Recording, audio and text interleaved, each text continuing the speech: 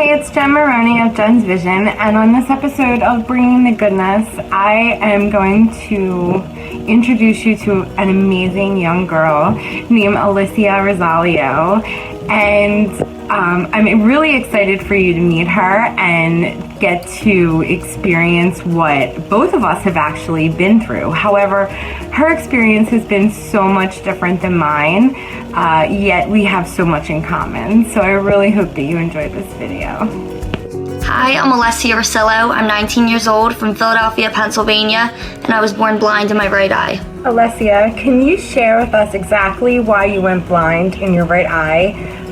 What caused it when you were born? So I was born with a condition called PHPV, which is also persistent hyperplastic primary vitreous. I don't even know. I'm pretty sure that's it. But pretty much you have an extra vein or kind of like an artery behind your retina when your eye is developing as you're in the womb still, and that vein is supposed to retract, which can make your eye develop into how it's supposed to be. But instead, since it's called like persistent hyperplastic, that vein stayed intact and did not allow my eye to fully develop. And I also have a detached retina, so that affected my vision as well. The reason for my blindness is actually due to a detached retina as well, but my reasoning is obviously a little bit different. Mine's due to infection. So it's something that just recently happened to me. But for you, you had to grow up like this. So can you tell me a little bit about what it was like as a child, going through school and kind of going through life, being blind in one eye? I can tell you what it's like, you know, as you're mid-adult and all of a sudden you become blind, but I didn't experience it as a child. So as a child, how did this affect you in your everyday?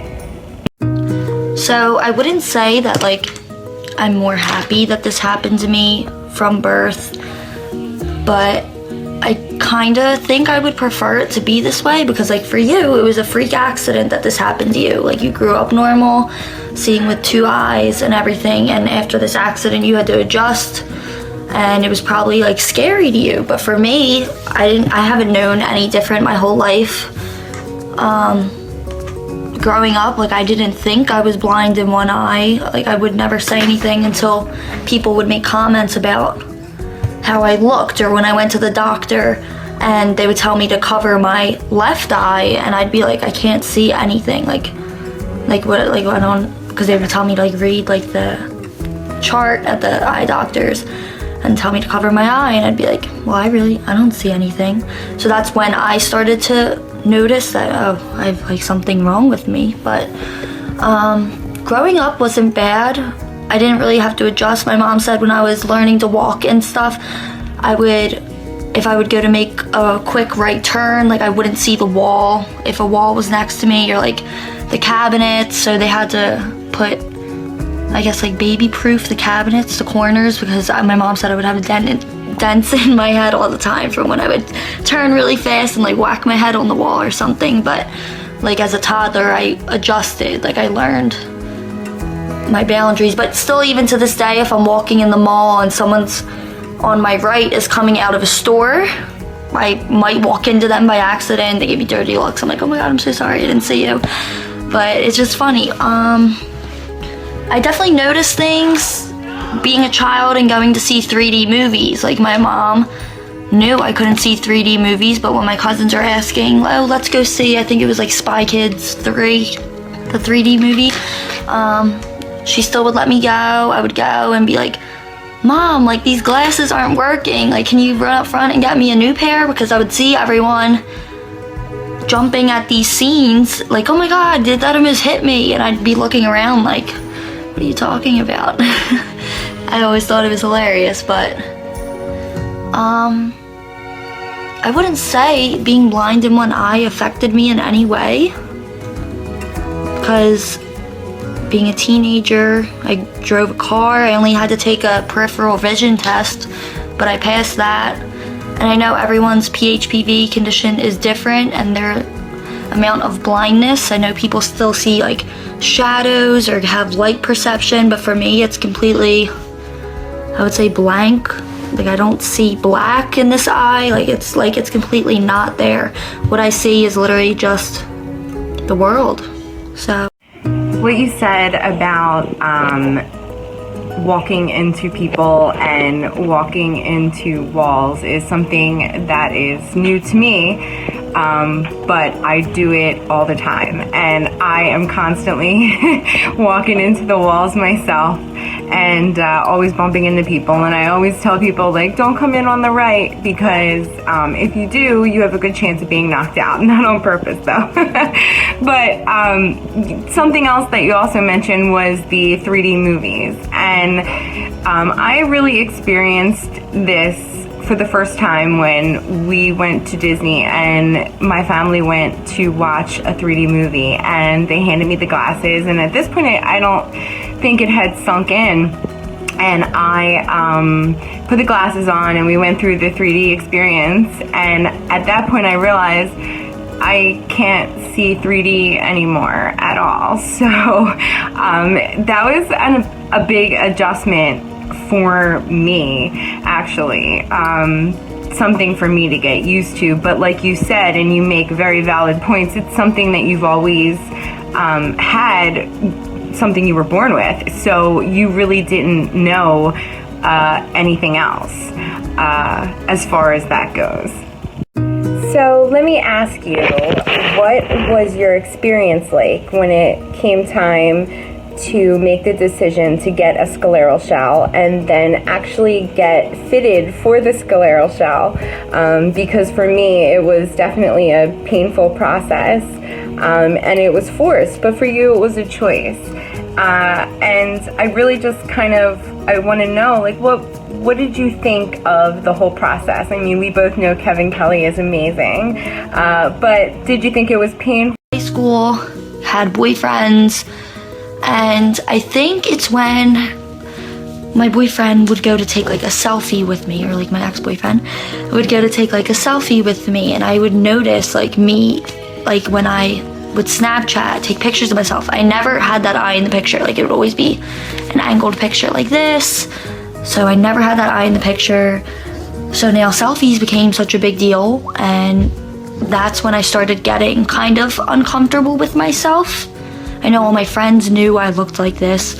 When I talked to people, I would always kind of tilt my head like this for pictures. My head was always tilted, so no one could really see this eye. So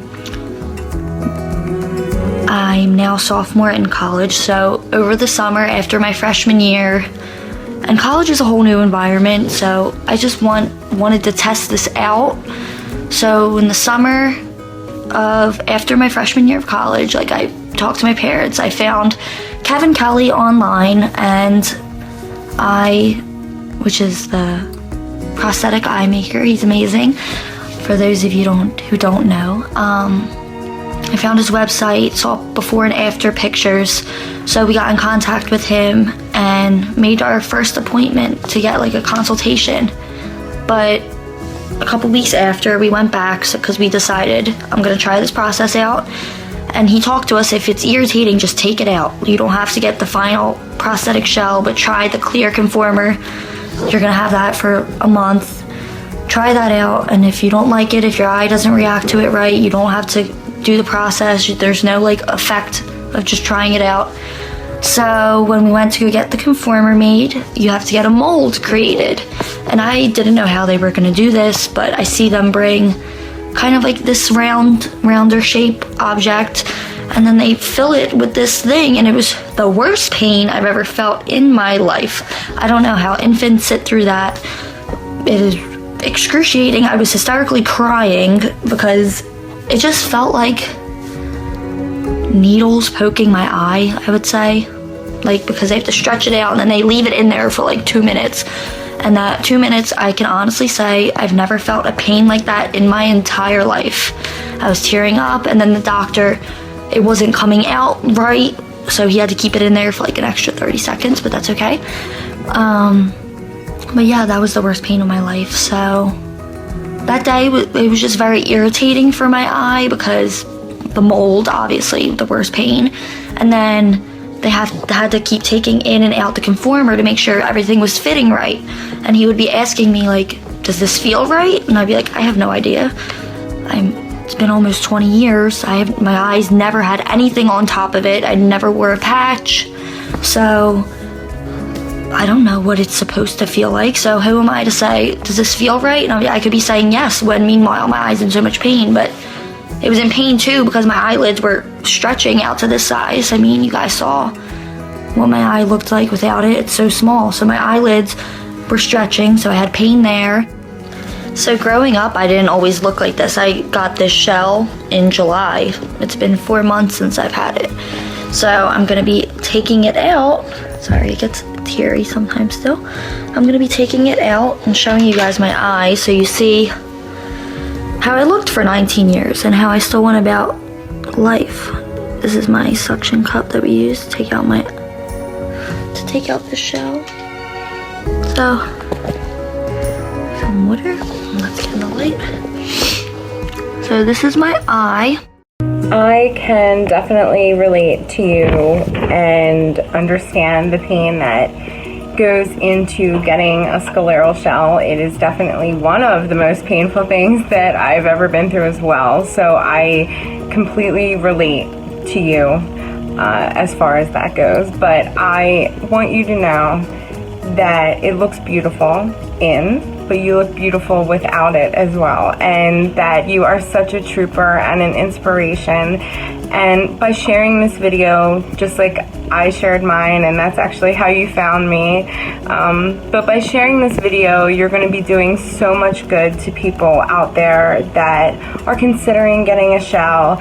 Don't let the pain of a couple minutes deter you from actually getting it, because you do feel good inside once you have it, and you feel a little bit whole again, even if you're not really sure what was missing to begin with. But I can't thank you enough for reaching out to me and for doing this interview for me and for everybody else that follows Jenn's vision and help people understand a little bit more about blindness and a little bit more about prosthetics, and just a little understanding and being kind to one another. And again, you never know what anybody goes through. So I just really want to thank you from the bottom of my heart for giving me your time and for going over all this with everybody, because everything you said is so important to what we do. So thank you so much. So Jen, I just really want to thank you so much. Finding your YouTube video really gave me the last push of confidence I needed in getting this process done. I'm so happy we're doing this because it's so important to raise awareness of our situation, and because we're so open about it, I hope it opens doors for other people who have the same situation, who may not be as confident and content with their lives. This is really like a touchy subject, but it happens, it's life. It's really such a rare condition. I've never met anyone outside of social media that has the same thing as us. And with prosthetic eyes, you really honestly don't notice. You can encounter people every day who have prosthetic eyes and you really honestly would not notice unless you're like 3 inches away from their face. But in the last couple of months, I've met such amazing people from like Facebook support groups, and you especially watching YouTube videos. So it's really so great how we make each other comfortable and we like motivate each other and inspire each other, and that's really what this world needs right now. I just want to tell you how amazing you are as a person. You advocate for people. You're such an amazing person. You're so passionate about what you do, and I really honestly do look up to you. You're really an inspiration. So I just want to thank you for giving me time and including me in your projects. It really means a lot to me, and I'm so happy to know I've made a lifelong friend out of this. So yeah, really thank you from the bottom of my heart for this opportunity.